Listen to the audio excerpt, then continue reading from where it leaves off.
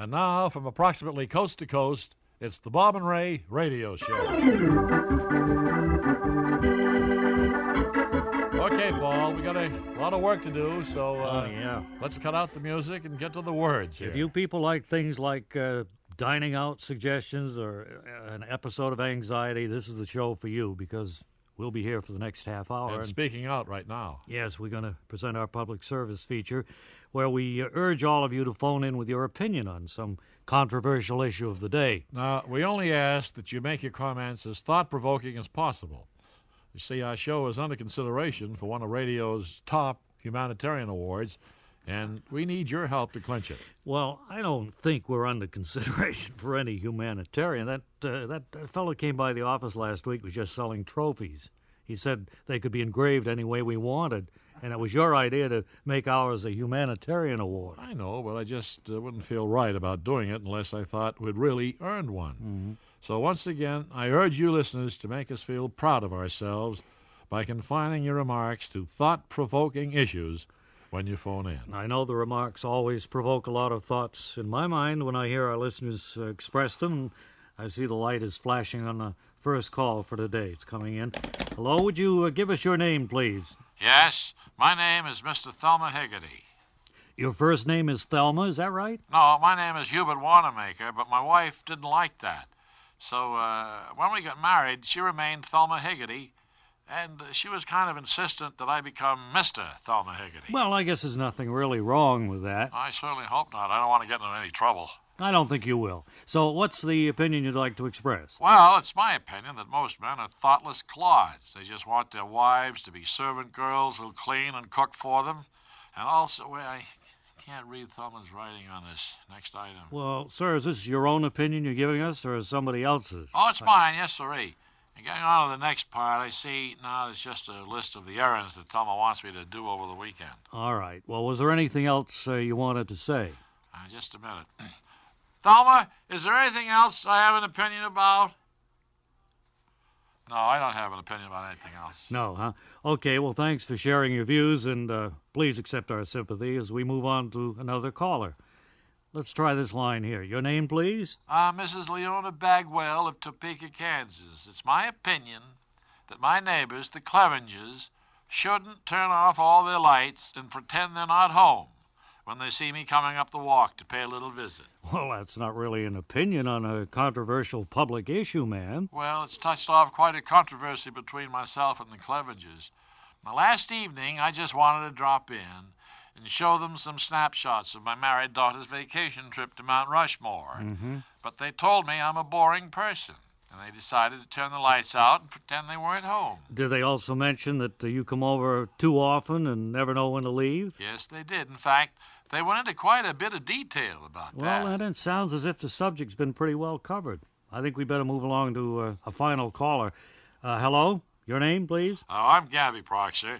I live in an empty cardboard box that somebody put out behind the hardware store. I guess one of the clerks put it there. Probably so. What's the opinion you'd like to give us today? It's my opinion that the cars they make in this country should have the steering wheel on the right side the way they do in England. Oh, why is that? Well, it would make parallel parking a lot easier. I never know how far I am off the curb, so I have to lean clear across to the other side to look. And I just think that if the English have solved that problem, so can we. Well, I assume you know the English drive and park on the left side of the street. Well, then, what's the point of putting the steering wheel on the right side of the car? English drivers must have to lean clear across to see how far they are from the curb. I really don't know why it's done that way, sir, but they do it that way. And if that completes the opinion you called in to express, then... No, I just got another opinion. I think the English are really dumb. Well, I guess that one will stir up the kind of controversy we like to get. Thanks for creating a lot of international misunderstanding, sir, and I hope the rest of you listeners may do the same next time when we'll invite you to take part in another session of Speaking Out.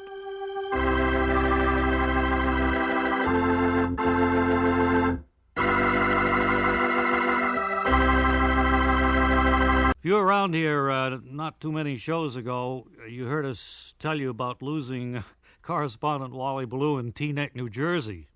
You'll be overjoyed now to hear that he's turned up safe and sound in Bayonne. Well, that's right. Now, for some reason, Teaneck and Bayonne always did sound alike to Wally. But otherwise, he's fine. In fact, he's standing by in Bayonne right now with a special report. So come in, please, Wally Ballou. His velvet-voiced Wally Ballou in Bayonne, New Jersey, and with me is Mr. Conrad Wurtzer, who operates a very unique type of school here. I wonder, Mr. Wurtzer, if you'd tell our listeners about it. Well, I run the Garden State School for parking lot attendants, and right now I have about 200 young punks studying here under my expert guidance. Uh-huh. Hey, you in the turquoise jumper.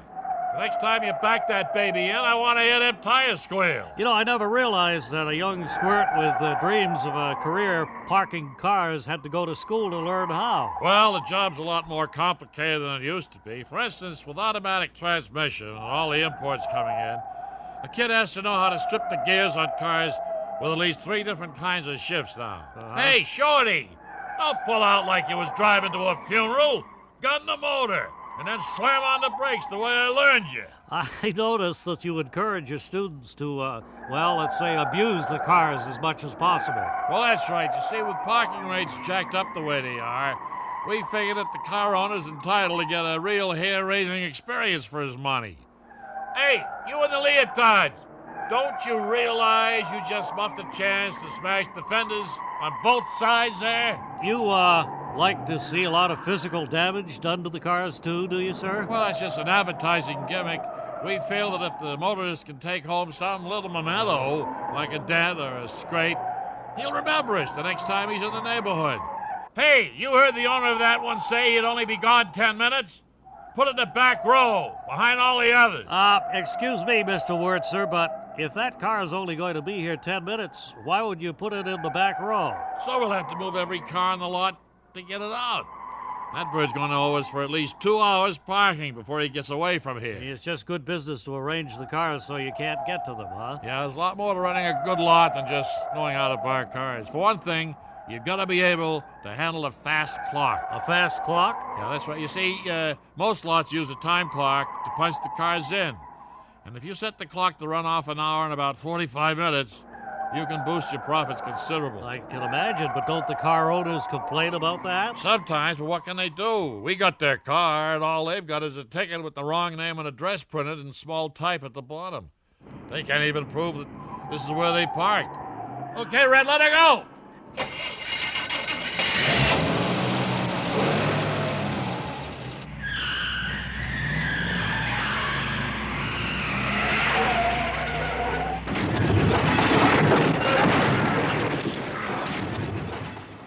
You know, I don't think I've ever seen a worse accident than that in a parking lot. Yeah, Red's one of our top students. He's doing graduate work here on a fellowship from a body and fender shop. Let's see. Well, this little chat has been very enlightening, Mr. Wurtzer. And now this is Wally Ballou in Bayonne, sending it back to Bob and Ray in New York.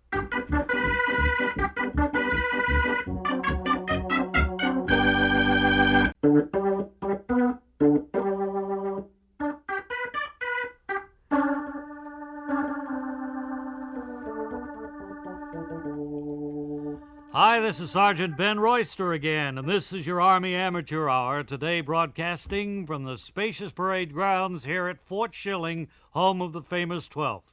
And I see our first possible candidate for the Drill Talent Award is ready and stepping right up to our microphone. Soldier, give us your name and rank, will you? I'm PFC Sherman Weppel, temporarily attached to the Frogman Naval Command School, District 6, Fort Everglades, Florida, for special training. Wow, that's great. I guess as a frogman, you get to see plenty of water, huh? That's right, Sergeant. What are you doing here at Fort Schilling, Major? Well, you invited me to appear on your show, Sergeant. Well, after a trip as long as the one you took, I hope you have talent. Just what talent do you have, Corporal? In my barracks, I'm known as the singing word artist. I can make up a tune to anything that appears in a newspaper. Of course, you need a newspaper for that. That's right, Sergeant. I've got one here with me. All right, Sergeant. Now here's PFC Sherman Weppel in a singing newspaper rendition. Milton Crocker, age 38, was a sadder but wiser man today. In the early morning hours, Crocker's dog Meanie left his master's home to make a tour of the neighborhood. What Crocker didn't know was that unbeknownst to him, there was a... That's great. Very good indeed. Does this mean I'll make the semifinals in the quest for the coveted Drill Talent Award? Well, it all depends on the newspaper you pick, Corporal, the story, anyway. I didn't like the one you just did, but I do like your style, so you never can tell. Thanks again. And now I see our next contestant approaching the stage, and my card informs me he's a member of the military police. Step right up, soldier, and tell us where you're from. I'm Lieutenant Gordon Cozy, attending the Armed Riot School here at Fort Schilling. Ah. Well, okay, let's give him a chance. There's plenty to learn in your field, I guess, isn't there, Lieutenant? Well, with the maintenance of law and order, there's always... Where is your permanent station, Captain? Fort Sumter. It's my home base. I understand that's a very popular fort, Major. Well, I guess it is. Now, what are you going to do here on our stage, Colonel? I suppose you've noticed this little model warship equipped with wheels, which I have with me, Sergeant. Yeah, it has a sail on it, too, I see. That's not a very faithful model, Private. What are you actually going to do with it? Well, after I set her down on stage here, I'm going to get right close to her and whistle anchors away into her sails. Now, you'd be surprised at the realistic effect.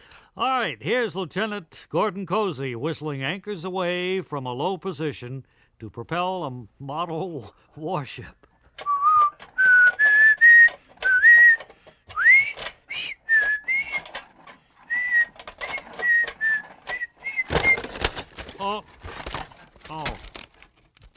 Oh, that's it, huh? That was a fine effort, Captain.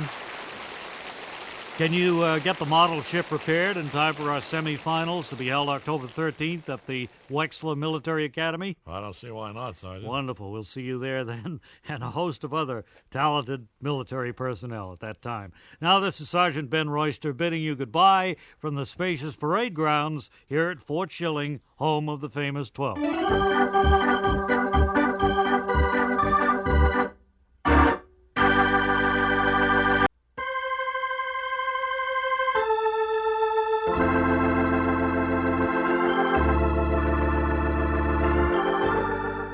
Come with us now as we again return to Garish Summit and its endless tales of intrigue among the socially prominent.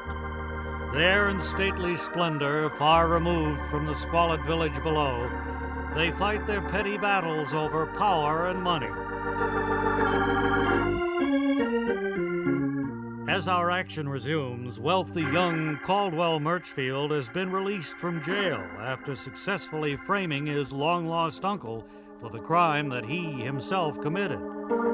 Back at Murchfield Manor, a lavish celebration is planned to welcome Caldwell home. Rodney, straighten that welcome back from the clink sign just over your head there. The right end needs to come up an ounce. Mother, I hope you'll let me get off this ladder soon. You know, I'm terrified of high places. Don't worry about it. You'll be fine. Now, the sign is all right sidey-wise, but the horseshoe of flowers above it's off-center. I'm going to have to come down now, Mother. I'm getting one of my nervous nosebleeds. Oh, my word, Rodney, you're such a wet blanket. A person would almost think you're not overjoyed to have your brother coming home. Well, of course I'm overjoyed, Mother, in moderation. It's just that Caldwell is a loudmouth bully who's always trying to take over my position at the company and steal my fiancée. I suppose I feel more comfortable when people like that are in jail. Well, then I have no idea why you're helping me get ready for his welcome home party. I don't understand that either. We have a whole staff of servants, and many of them aren't even afraid of high places. Well, I'm giving them time off to celebrate Caldwell's homecoming, too. They're all under my strict instructions to hold a picnic and enjoy themselves on the side lawn. I'm sure that's what they're doing right now. Very well, Lloyd. Let's see you strike it through the center wicket from here. Gosh darn it. How could anybody play a decent game when we have to use these lopsided rocks for croquet balls? I sure wish Miss Agatha would spend a couple of bucks to buy us a new croquet set. Oh, there, Lloyd. Miss Agatha's a good sort. She just doesn't believe in wasting money when we play croquet so seldom. Seldom? She makes us play every Sunday afternoon all summer. and we've never finished a game yet. Who could, trying to hit rocks through these bent coat hangers? Now, Lloyd, Miss Agatha's a good sort. It's just getting all upset like this, it throws your game off. I want to stop. Hitting this rock with a mallet makes my hands sting. They'll toughen up, Lucille. And we can't stop playing. Miss Agatha told us we had to stay here and enjoy ourselves until 5 sharp. Now, who else wants a snack from the picnic lunch Miss Agatha packed for us? Well, not me. I think Miss Agatha put all that garbage in an ice chest so just we wouldn't notice the rancid fried chicken. Nonsense, Lloyd. Miss Agatha's a good sort. She just wanted to keep everything nice and moist for us. Who wants moist potato chips? I tell you, it takes a cruel woman to pack loose potato chips in an ice chest. I'll bet they're not eating slop like this inside the big house. Everybody's probably having a ball in there. Mother, Caldwell poked me in the head with his shish kebab skewer the minute your back was turned. Ah, don't be such a panty-waist tattletale, Rodney. It's my coming-out party, and I think we should all enjoy ourselves. How can you enjoy yourself knowing that Uncle Bronco Billy Murchfield is wasting away in jail for a crime that you committed? He's not wasting away. I slipped the guard $5 to give Uncle Bronco Billy all the bread and water he wants. That's beside the point. The point is that you're walking the streets scot-free while he faces a 10-year prison term. Oh, you're mistaken, Rodney. It's going to be a 20-year term. Bronco Billy has a legitimate claim to our family fortune, so I've arranged with the judge to have him put away for a long, long time. Can Agatha hope to keep a family skeleton in her closet once Bronco Billy's trial begins? Will the servants be too stiff to clean out any of the family closets after their croquet game ends? And what about the soggy potato chips? Perhaps we'll learn more next time when we hear Lloyd the gardener say, "No two ways about it, Wilfred. I'm going to wrap this wicket around your scrawny little neck." That's in the next exciting episode of Garish Summit.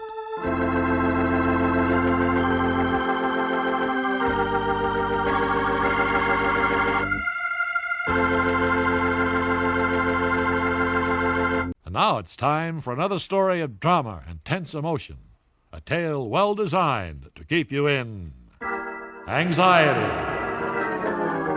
And here with us again to set the stage for our latest thriller is the noted lecturer and world traveler, Commander Neville Putney. Well, Commander, I'm sure you've reached into your amazing file and brought forth another tale, well designed to keep us all in anxiety. Yes, indeed, I jolly well have, young man. Today's documented account concerns 2 young men who had bought an old abandoned gold mine in the far west. They dug through the tunnels, hoping to find a new vein of gold ore that the original owners of the mine had never located. Little did they dream that striking it rich would only bring them face to face with anxiety. The central figures in our story of terror were named Otis Clevenger and Otis Harcourt. One day, while working far underground, they blasted through a wall of rock to reveal more gold than either of them had ever seen. But the charge of dynamite also caused the old mine timbers behind them to collapse, and so it was with mixed emotions that Otis Clevenger turned to his friend and spoke. Otis, I'm speaking to you with mixed emotions. On the one hand, we just found more gold than either of us has ever seen before. But on the other hand, the tunnel behind us collapsed, trapping us in here. Well, I don't think there's any cause for alarm, Otis. With this newfound fortune, we can hire as many people as we need to dig us out. I'm afraid I don't find much cause for encouragement in your line of thinking, Otis. If we were able to get out of this mine to hire rescuers, then we'd already be out of this mine, if you follow my logic. Yes, when you put it that way, it's hard to escape the truth. I guess the glitter of all that gold made me forget for a moment that, well, we may never get out of here to cash in on our good luck. Who knows? Well, I don't think there's much question about our future, Otis. After all, the entrance to this mine is in a remote section of the Arizona desert. We're the first men to be digging down here in almost 100 years. So I'd say that our chances of being found are Zilch. But you've forgotten one thing, Otis. We left our canteen hanging on a tree limb outside the mine entrance. Anyone finding it might realize that means there's someone in here. You've forgotten one thing, Otis. Leaving our canteen out there also means that we don't have it in here. Now, that could cause us to perish from thirst even before we run out of oxygen. That's true. As I said before, the glitter of all that gold made me lose my head for a moment. But I can see now that our plight is hopeless out here in the middle of nowhere. So, as a final gesture of friendship, allow me to give you my half of the gold. Well, that's very kind of you, Otis. And in return, I'll give you my half. That way maybe our families can both avoid paying inheritance tax. And there's no doubt that our estates will be coming up for probate soon. Because we're goners, and we know it. How about that for a bit of a yawn to make your hair stand on end, young man? Boy, that sure was a thriller, all right, Commander. But you can't just leave us in anxiety this way. Did Otis and Otis really perish amid that fortune of gold as they fully expected? No, as you apparently fail to realize, the guards at Fort Knox make their rounds every hour. So Otis and Otis were found in short order and released after questioning. What do you mean, as I apparently fail to realize? The guards making their rounds at Fort Knox couldn't possibly have anything to do with this story. Fort Knox is in Kentucky, and our heroes were digging in Arizona. That's only partially true, young man. They started digging in Arizona, but as I specifically stated, they were far underground when they found the gold. So you should have guessed that they'd blasted through the back wall of the vault at Fort Knox. Well, I don't know that I should have guessed that, Commander, but I certainly should have guessed that you'd find some ridiculous, impossible way to make your story fall flat as a pancake at the end. You do that every time you come here. Cheeky young blighter, I'll have you know that every one of these accounts comes right out of my amazing file. Well, for my money, the only amazing thing about your file is that every story in it is an absolute bona fide 100% clinker. That'll be quite enough of your impudence. Now read the closing announcement of yours and be quick about it. Okay, I'm sure going to sound ridiculous after what we've just been through. But if it'll put an end to this fiasco, I'll give it a try. Friends, be sure to join us next time when Commander Putney will again reach into his amazing file and bring forth a tale well designed to keep you in anxiety.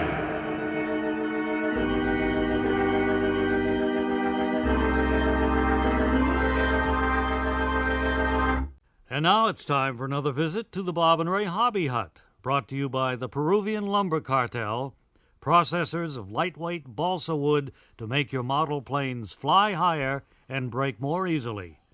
And again today, our host in the Hobby Hut is, of course, Neil Clummer, editor of Wasting Time magazine. And, Neil, I'm sure you've brought another very special guest with you. Yes, I certainly have, Bob. Now, this gentleman who's getting up the row of cages here beside me is Mr. Harold Gumpier of McKeesport, Pennsylvania. And, Mr. Gumpier, I wonder if you'd tell our listeners about the unusual collection that's brought you so much acclaim from hobbyists everywhere. Oh, I'd be happy to, Neil, and I might also add that this is the first public display of my collection because the specimens are all so rare and delicate. You see, I collect living animals of species that were thought to be extinct. Well, that's truly amazing. Now, how'd you get started on a difficult collection like that? It began easily enough, Neil. I was walking to school one day when I was a kid, and I came across this baby bird that had fallen out of its nest. So I took it to show my science teacher, and he said to me, "I'll be darned if that doesn't look like a baby dodo that was thought to have been extinct since 1681. Well, I'm sure you were surprised to hear that, and I assume you nursed the baby bird back to health to begin your collection. Yes, I did, Neil. He's almost 20 years old now, which is quite elderly for a bird, but I've given him the best of care. So as you can see there in the cage, he's still bright-eyed and perky. Yes, he's obviously healthy, but he doesn't look much like the old drawings of dodos that I've seen. In fact, this bird looks a lot like a robin. Well, of course, we can't be sure what any species looks like that was thought to be extinct for so long. I was a little surprised, too, at the way he developed when he grew out of babyhood, but I guess, well, nature's full of surprises. Was your science teacher still convinced he was a dodo even after he, turned out this way? Well, the science teacher never saw him again, Neil. He was just a substitute teacher who was only there for a few days. I think he normally taught Spanish somewhere. I see. Well, in any event, you were started on your collection of animals that were thought to be extinct. Now, how long did it take you to track down your second specimen? Not long at all, Neil. You see, our local paper ran a little squib about my finding the dodo, and it was only a few days later that a guy dropped by the house and offered to sell me the world's last remaining passenger pigeon for $5. Passenger pigeons were also thought to be extinct, is that right? Yes. There was quite a big to-do when the last one supposedly croaked back in the 30s. But as you can see down there in the bottom cage, mine is still thriving. Yes, it's thriving, but it looks like any ordinary pigeon to me. Well, I guess the markings are different or something. I never checked out all the details. But you paid $5 for this thing from some total stranger who brought it to your house and said it was a passenger pigeon? No, actually, I talked him down to $3.50. You have to learn to dicker with people in this field or they'll try to take advantage of you. I suppose that's because there are no established prices for animals that are thought to be extinct. Absolutely right. Now, you take my prize specimen over here in this cage. It's a brontosaurus, and no dinosaurs of that type had been seen in modern history. So I just offered the owner $200 for this one to feel him out, and I was really shocked when he accepted. Well, I'm not too surprised. That's not a dinosaur, it's a gopher. Well, a modern gopher may have evolved from this creature, but this one's definitely a brontosaurus. I couldn't be. It's a tiny little thing with fur. The brontosaurus was a huge reptile, so if you just pack up your stuff and clear out while I tell the listeners at home that this is Neil Clummer, urging you all to have a good day and find a good hobby.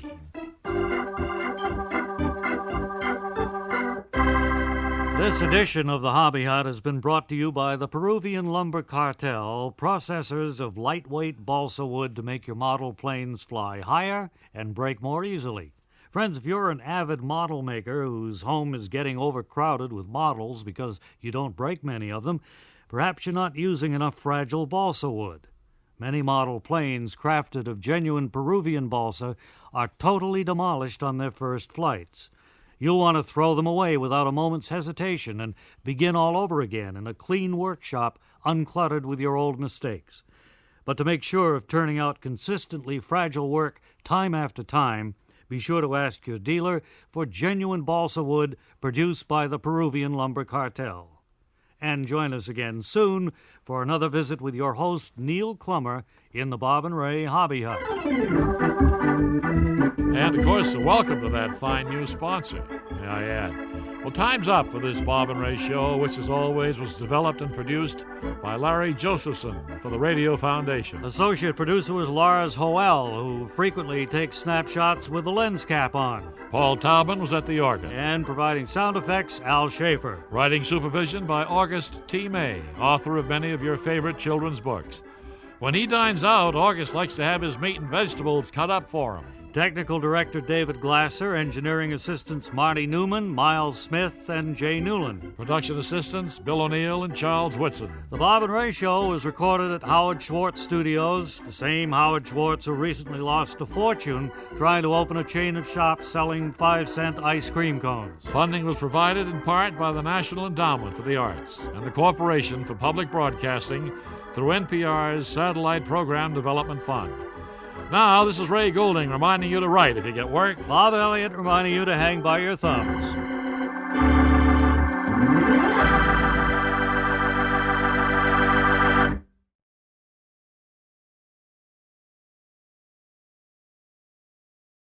Now, from approximately coast to coast, it's the Bob and Ray Radio Show.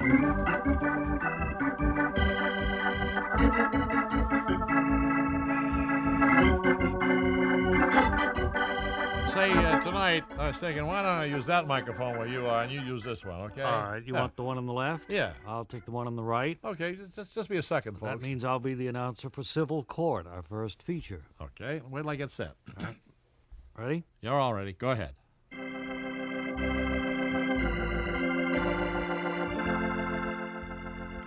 Welcome to another session of Civil Court, the popular radio feature where real people bring real damaged suits before a real judge. Today's case involves youthful racing driver Speed Malwick, and his next-door neighbor, Wilma Satchel. Mr. Malwick is suing Mrs. Satchel for depriving him of his livelihood, and in return, Mrs. Satchel is countersuing on charges that Mr. Malwick has aggravated her rheumatic condition. Now I see that Judge Morton Krexler has taken his place on the bench. Now let's move inside for today's action.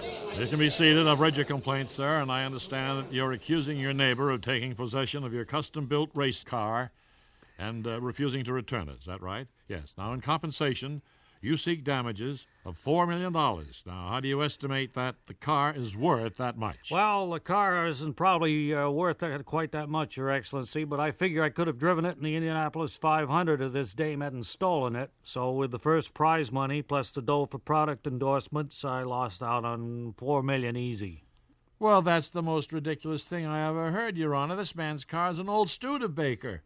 They wouldn't have allowed him near the racetrack with that junker. That just shows how much you know, you old biddy. I had mag wheels and a chrome-plated tailpipe on that baby. Just a minute. Let's come to order here. Now, Mr. Malwick, you charged this woman with stealing your car and refusing to give it back? That's right, Your Worship. I just meant to park it at her place for a few minutes, but that was 3 months ago, and I still can't get it back. Well, now, that's just not the way it is, Your Honor. He didn't simply park his car at my place. He came tearing down the alley, tore through my fence, and landed in the swimming pool. Yeah, and I could have drowned, Your Eminence. Whoever heard of putting a swimming pool right where any motorist might drive into it? Well, the location of the pool is not really the issue here, Mr. Malwick. Is it true that when you say you parked your car on Mrs. Satchel's property, you mean you parked it at the bottom of her swimming pool? Yeah, and she won't give it back. All she had to do was hire a crane operator to lift it out of the pool and put it in my driveway, but she wouldn't even do a simple neighborly thing like that. Well, that's not my responsibility. His sheepskin seat covers are floating in my pool, so are those little foam rubber dice he had hanging from the mirror. I can't swim in there at all. That's why I'm countersuing for $4 million. Well, you could use your pool if you'd get my car out of it, you old bat. Now, just hold on. Hold on. I'm in charge here. Well, then, I wish you'd go ahead and teach her a lesson, Your Worthiness. She's countersuing for $4 million just because my car's in her pool. For that kind of money, she could take the bus down to the public pool for the rest of her life. Well, that's no solution at all, Your Honor. There are times when I get so stove up with rheumatism that a swim in my own pool is the only thing that helps. But an ailing person can't swim around an old rusty Studebaker. I left the windows open, Your Lordship. She could swim in one side and out the other.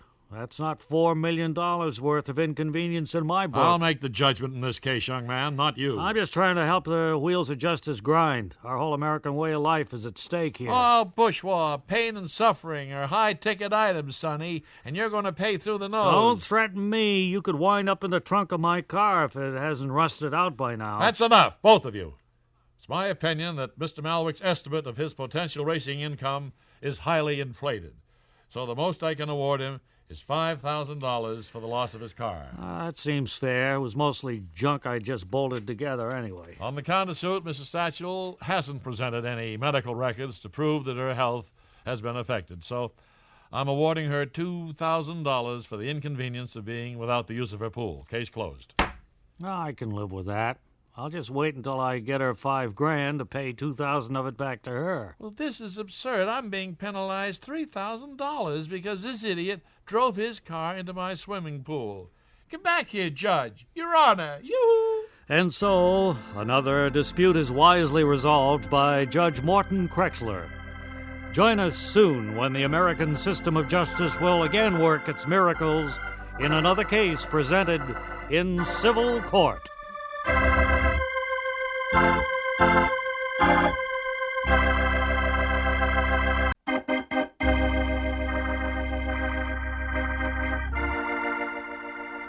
And now, the makers of Tingle, the long-wearing dental floss created from spun glass fiber, invite you to join us for another exciting story of adventure featuring Elmer W. Litzinger, Spy. My name is Elmer W. Litzinger, Spy. I handled some of our government's toughest espionage assignments. Recently, word slipped out of an enemy country that the local dictator had built an airstrip for bombers right along the coastline. If the report was true, It could present a big threat. So it was my job to check it out. I went to a small island within sight of the coast. Posing as an artist, I strolled casually into the local hotel and approached the desk clerk. Oh, good afternoon, sir. I see you're all set to go out on a big game hunt. High-powered rifle, binoculars, the works. No, actually, I'm posing as an artist on this trip. I just haven't had time to buy any brushes or canvas yet. I thought it might be a good idea to get a hotel room first. That way I'll have a place to hide my rifle and binoculars before anyone gets suspicious. That's good thinking, sir. And I'll be happy to go along with your little game. I'll even give you our artist studio, looking out to sea. Has a good north light. Well, that's very kind of you, but I'd really prefer a room overlooking the new airstrip on the mainland. Oh, you do paintings of secret airstrips, do you? No, actually, I'm not the artist I seem to be. But now that I've succeeded in fooling you, I guess there's no harm in telling you the truth. I'm really Elmer W. Litzinger's spy. Pleased to meet you. I'm Wing E. Park, desk clerk.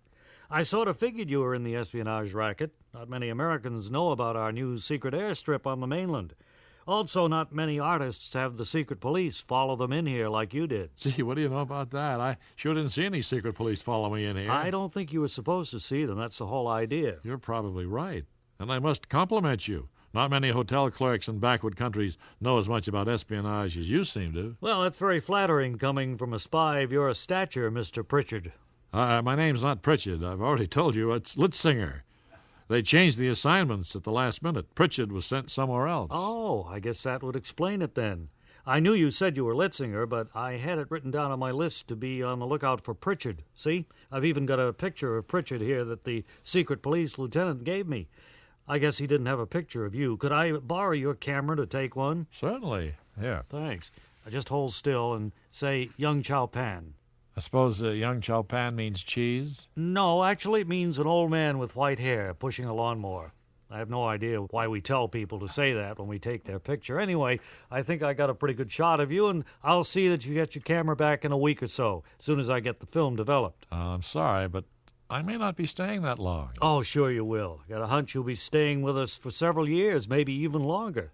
When a guy has the secret police following him around, that usually means he's not going anywhere, except downtown for a little chat. Well, I'd really hate to go all the way downtown before I even had a chance to take the pictures of your new secret airstrip that I was sent here to get. Oh, don't worry about that. Now that I've borrowed your camera on a more or less permanent basis, I'll be glad to handle your assignment for you. Well, that's very kind of you, and you can also send a cable back to the home office for me if you don't mind. Just say, mission being completed by Elmer W. Litzinger, spy.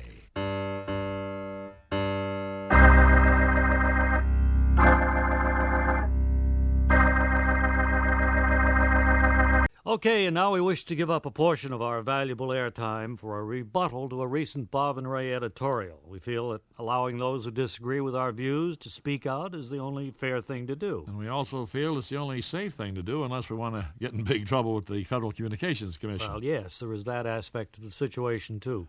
But in keeping with our policy of granting equal time, for whatever reason, we have with us today Mr. Gordon C. Whitsett. I believe you said that you're affiliated with the Taxpayers Alliance of Pittsburgh, Pennsylvania. Is that correct, sir? That's right. I might add that my whole group is pretty burned up with you two jerks. I told them what you said in your editorial, and they wanted to come down here with me and beat you to a pulp. Well, there's no need for violence, Mr. Whitsett. That's one of the reasons we give opponents of our views a chance to respond on the air, so why don't you just go ahead with your statement? You bet your sweet life I will, and I intend to do it right now, too. Fine. I wish you would. Just go ahead. I intend to. My fellow Americans, Bob and Ray are nothing but a couple of melonheads who are totally ignorant of the financial problems in Pittsburgh. Yet these two chumps have blatantly come out in favor of building a subway system there. We say Pittsburgh does not need a subway. And furthermore... excuse me, Mr. Whitsett, but... You sit down. I haven't even had a chance to give the figures on how much a Pittsburgh subway would cost. You cleverly skipped over that in your editorial, didn't you? No, sir, that's what I was trying to interrupt. You see, we've never presented a Bob and Ray editorial about building a Pittsburgh subway. Now, don't give me that stuff. I heard it, and I immediately notified my group. And we're all pretty burned up. Oh, I don't doubt that you and your friends feel strongly, Mr. Whitsett, but you couldn't have heard an editorial like that on this station. Why would we care whether you build a subway in Pittsburgh anyway? Well, that was going to be my next point. but you've kind of taken the wind out of my sails here. You know, I think there's a station in Pittsburgh that's close to yours on the radio dial. I wonder if that's where I heard the editorial I'm replying to. Entirely possible. I know we've never broadcast an editorial about a Pittsburgh subway. Well, I guess I must have heard it on that other station back home, and I feel kind of silly about this. Well, no need to do that. We all make mistakes, so if you just sit down there in the corner until you feel composed enough to leave... Oh, not so fast. I feel fine. I've still got 2 minutes of my time left for the rebuttal. Yeah, but we've already agreed that you're on the wrong My fellow station. Americans, the proposal to build a subway system is one of the most vital issues facing Pittsburgh today. Yet you've just heard Bob and Ray admit that they've never once delivered an editorial on this important matter. Oh, come on now. Keep out of this. Friends, the callous disregard shown by Bob and Ray in choosing to ignore the Pittsburgh subway debate is shameful. Over the years, such a subway system could cost the taxpayers of Pittsburgh at least $100 million. Yet Bob and Ray don't think it's important enough to gain their attention. Mr. Whitsett, you're not entitled to this equal time. You're replying to an editorial that we never broadcast in the first place. That's my point exactly. No editorial was ever broadcast on this subject by Bob and Ray. And for this disregard of the public interest, I say, hang your heads in shame. The good people of Pittsburgh will never ignore such a vital issue, regardless of the failure of you two bums to speak out. Does that thank you. Finally complete your remarks? Yes, now I just hope you two guys get what's coming to you. Goodbye. You've been listening to an editorial rebuttal that was mistakenly delivered by Mr. Gordon C. Whitsett of the Pittsburgh Taxpayers Alliance. We recognize our responsibility to grant equal time to those with opposing viewpoints. However, we also recognize the fact that Mr. Whitsett should have expressed his opinions on a station in Pittsburgh. Therefore, we urge responsible parties with opposing views to contact the station where Mr. Whitsett should have been. This editorial reply has been produced under the auspices of the Bob and Ray Public Affairs Department, which assumes no responsibility for its content. Thank you.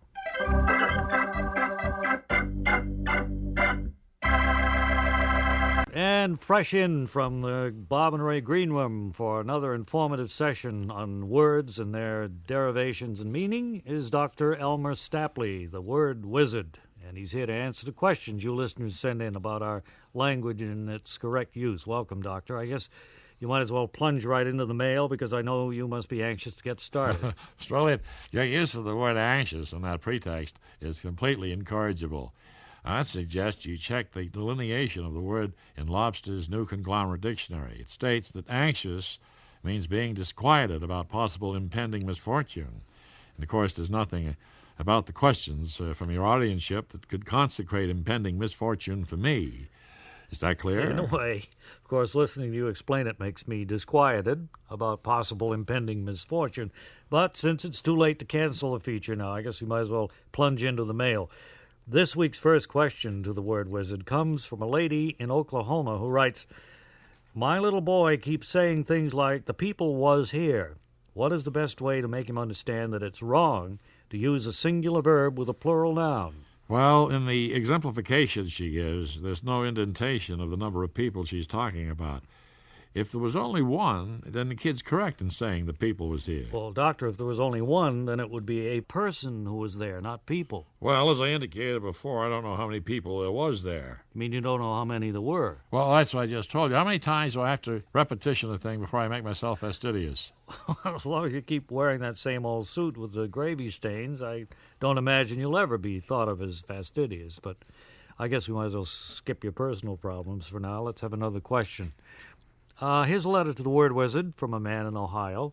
He writes, "A lot of new street signs have been put up around here that all say one way. Of course, I always hope to return home eventually when I go anywhere, but I can't find a street with signs on it saying round trip. Do these one-way signs really mean that I can only use the streets to go someplace and never come back?" Well, of course, the phrase one way doesn't refer to a type of ticket that's opposite of round trip. We also find it in the old saying, "there's more than one way to skin a cat." So that's probably what the signs are making referendum to. Next.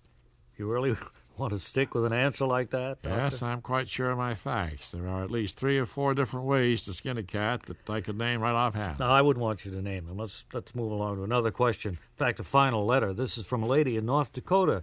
She writes, I work as a receptionist in an office where some people say good day instead of hello when they come in, while others say good day instead of goodbye when they leave. Can you tell me which usage is correct? Did you say this woman lives in North Dakota? Yeah, that's right. Fargo, I think. Then you should only say good day as you're leaving to go outside. Why? Well, because the weather's always terrible in North Dakota, so if you were just coming in from outdoors, you'd know it wasn't a good day.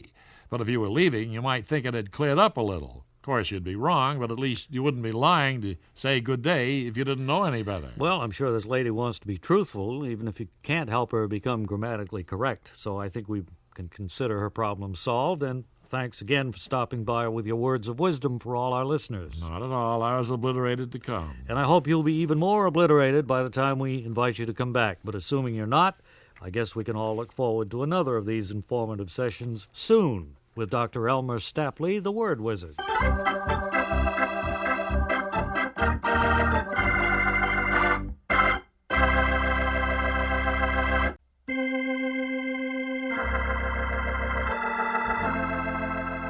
Join us now as we again return to Gary's Summit and his endless tales of intrigue among the socially prominent. There, in stately splendor, far removed from the squalid village below, they fight their petty battles over power and money. As our action resumes, Bronco Billy Murchfield has returned home after being lost at sea for 40 years, only to face police questioning about the same embezzlement for which his nephew, Caldwell, already is on trial. Under the watchful eye of Lieutenant O'Hanrahan Shanahan, the two suspects are brought together. Oh, now, matey, why would you be thinking your old Uncle Billy would be such a dastardly deed as to steal money from your blessed mother? Gee, I don't know. I was just sitting there in my jailed cell, almost sure to be convicted of the crime, but the minute they dragged you in here, I realized you were the guy I'd seen going into the vault, and not me. Faith and begarda, this is the first eyewitness to put the old coot at the scene of the crime. I smelled a rat when I first saw him in the lineup, wearing that pirate costume. Yeah, it sure was shrewd of Mother to call the cops when he showed up at the house demanding half our family fortune. And then, by the sheerest coincidence, I recognized him as the guy who committed the crime I'm wrongly accused of. It's a small world. Oh, now, matey, old Bronco Billy were flying the Jolly Roger down the Spanish Main when all this booty disappeared. Why be ye saying ye saw me steal it, laddie? Well, I figure we couldn't have both stolen it, so if I saw you do it, they'll have to let me go. Faith and begarda, that's sound reasoning, all right. But it all comes down to your word against the old man's. But now about this for the clincher, Lieutenant. My mother turned the old geezer in, and she's the one who owns this town. Faith and begarda, I can just see her now, waiting to decide whether I should be chief of police or drop like an old chalet. Oh, do come in, Rodney. I'm expecting a phone call any minute with good news about Caldwell's release and that little misunderstanding downtown. Oh, I thought it was more than a little misunderstanding, Mother. He stole $600,000 from the family business.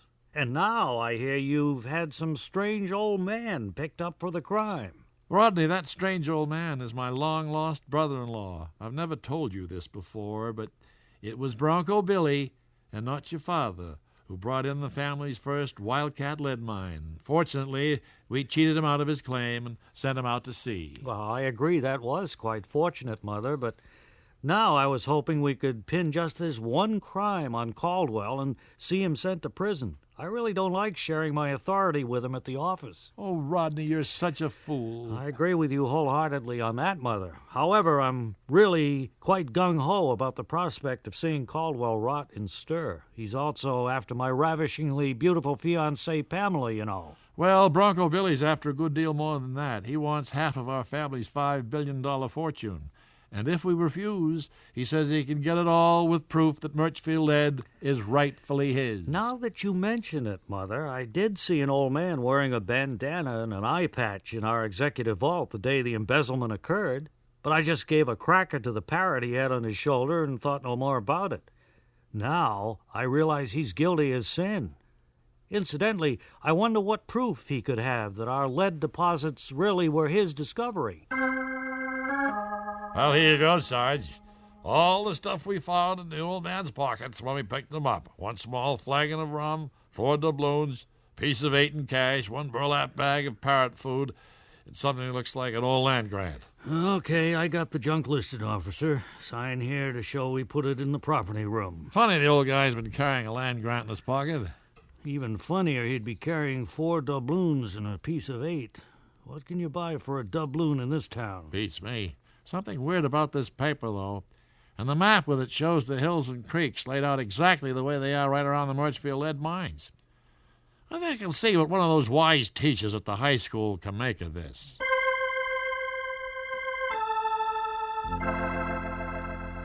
Can Agatha, Rodney, and Caldwell succeed in framing Bronco Billy for a crime he didn't commit? Can Bronco Billy succeed in pressing the mineral claim he didn't file? And what about the servants who didn't even appear in this episode? Perhaps we'll learn more next time when we hear the judge say, My docket's getting overcrowded with all you people on trial for the same crime. That's in our next exciting visit to the world of intrigue atop Garish Summit.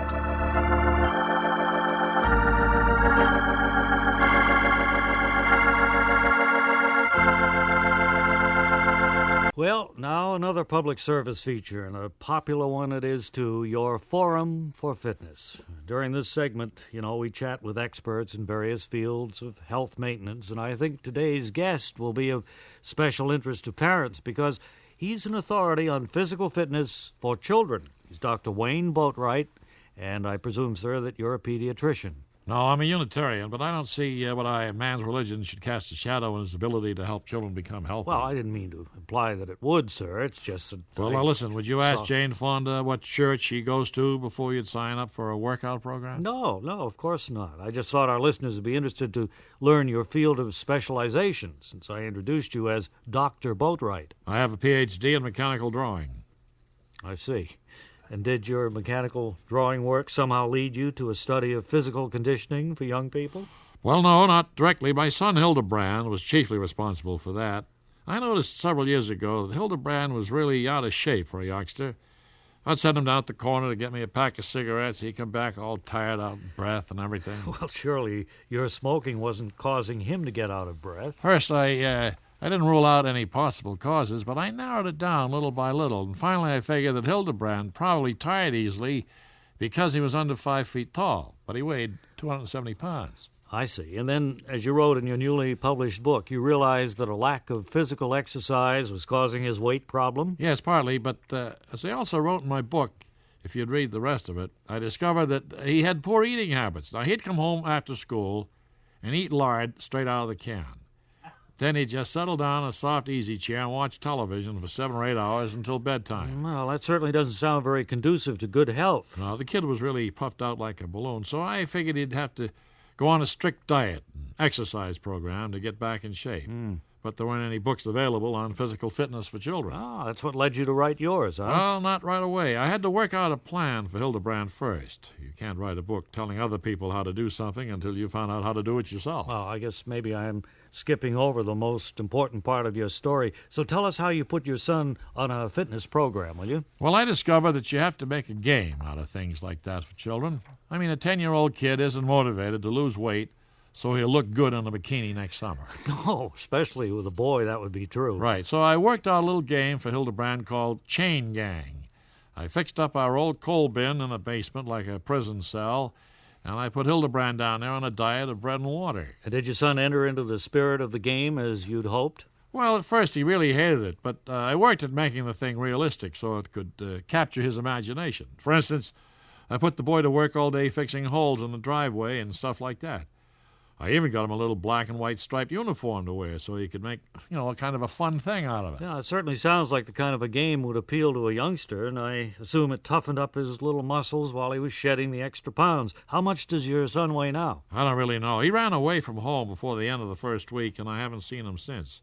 Of course, I didn't have much time to hunt for him after I started working on my book about physical fitness for kids. Well, are you saying that your 10-year-old child ran away from home and you never tried to find him? Well, it's not like you make it sound. I sort of know where he is. Some neighbors across town called to say he showed up at their place. But as I say, I was busy working on the book and then going out on the road to promote it, so I just never got around to bringing Hildebrand back home. Well, in other words, you felt that helping millions of other children with health problems was more important than chasing after one ungrateful little punk. Yeah, hey, that's a good way to put it. That's it exactly.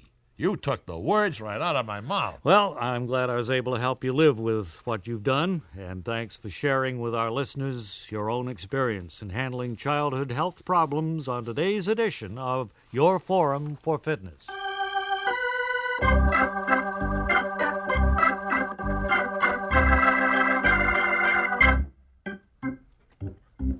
Paul, if we could have a little sheboygan, I think our time is up for today, really.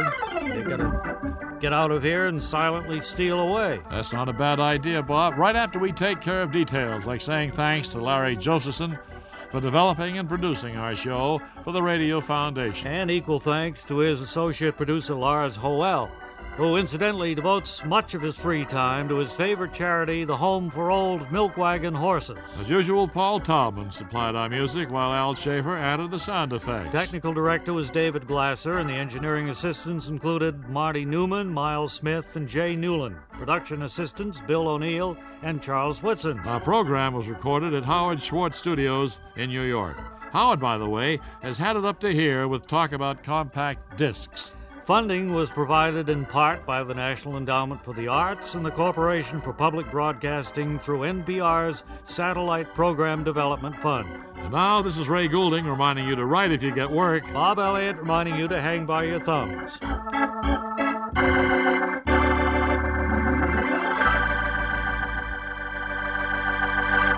Additional funding from public radio stations.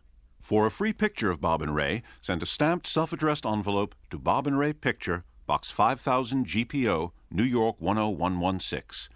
Again, send a stamped self-addressed envelope to Bob and Ray Picture, Box 5000 GPO, New York 10116. We regret that we cannot send a picture without a stamped self-addressed envelope.